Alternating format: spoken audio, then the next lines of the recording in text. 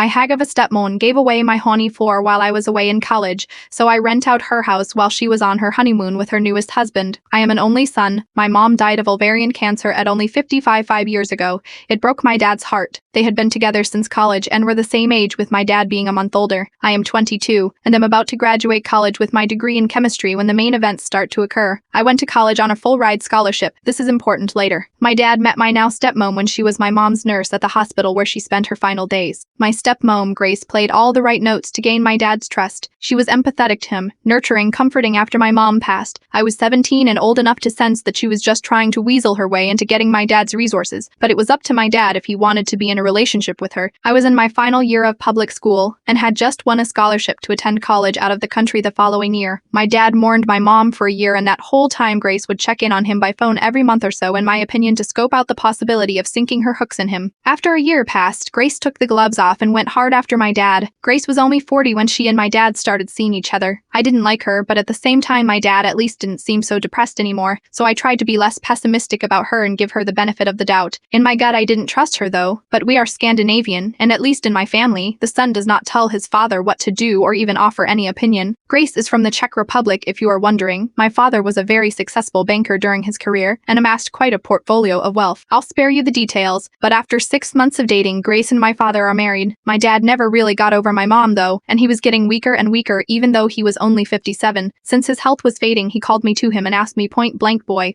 what do you need to set you up in this life?" I told him I don't need anything. I am a man and can take care of myself. "But what are you even talking about, Dad? You are going to be around for decades yet." I did remind him that he had living sisters with children, my aunts and cousins. I also reminded him that I had a full scholarship to college, so don't worry about giving me any cash. He was dead only a year later at 59. I of course have seen lots of pillaged movies, so I consider the conspiracy theory that maybe my dad's nurse wife poisoned him and made him sign over all his money to her, but I really honestly do not think that's what happened. Other relatives didn't like Grace either, but they knew my dad was totally in love with my mom and that her death utterly broke him. Well, long story short, my dad bequeathed his 5-bedroom house to me even though I wasn't expecting it and didn't ask for it. He gave a small endowment to each of his sisters and their children. He left about 80% of all his existing money to Grace, which amounted to several hundreds of thousands of dollars. My dad ignored me because he's generous to a fault, and still gave me several tens of thousands of dollars, which were of course very useful to me. Grace tried to put on a friendly front, but I could tell she was angry as hell that she didn't get my dad's house too. That belonged to me, and I had the legal papers to prove it. She was especially mad because we live in an extremely upscale and cringy location, and houses are hard to come by and easily sold for massive profit.